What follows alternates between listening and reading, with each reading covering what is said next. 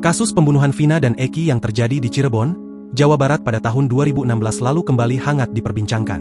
Pengacara keluarga Vina, Putri Maya Rumanti mengungkapkan bahwa sebenarnya terdapat 4 orang yang masuk dalam daftar pencarian orang. Hanya saja entah bagaimana caranya, 1 orang DPO tersebut justru malah dihilangkan tanpa ada alasan jelas. Putri mengungkapkan hal tersebut diketahuinya berdasarkan berkas berita acara pemeriksaan salah satu tersangka. Sebenarnya tidak hanya 3 DPO ya, tapi 4 ya di dalam BAP itu. Jadi, saya kemarin sempat berbicara dengan kuasa hukum tersangka.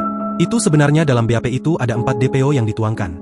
Tapi yang 1 dihilangkan, nah yang 3 dijadikan DPO, katanya dalam program Apa Kabar Indonesia Pagi yang ditayangkan di YouTube TV One pada Senin, 20 Mei 2024. Putri beralasan dirinya mendapatkan BAP terkait ada DPO yang diduga dihilangkan ketika bertemu dengan salah satu pengacara terpidana, Jogi Nainggolan.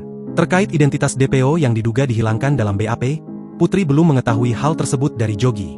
Putri mengaku dirinya diminta Jogi agar mempelajari sendiri BAP dari para terpidana dan tidak tahu alasan penghapusan tersebut. Sebenarnya dari pihak pengacara terpidana juga tidak mengetahui identitas 1 orang DPO ini, dan bahkan 4 orang ini juga tidak mengetahui. Hanya kenapa yang 1 ini dihilangkan dan 3 ini dimasukkan dalam BAP, ujarnya.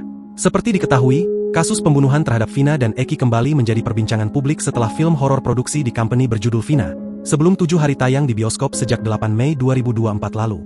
Adapun pembunuhan Vina dan Eki terjadi pada 27 Agustus 2016, atau 8 tahun yang lalu di Jalan Perjuangan di dekat SMPN 11 Cirebon. Pada perkembangannya, polisi pun telah menangkap 8 dari 11 pelaku pembunuhan terhadap Vina dan Eki serta mereka telah dijatuhi vonis oleh hakim dari Pengadilan Negeri Cirebon pada tahun 2017.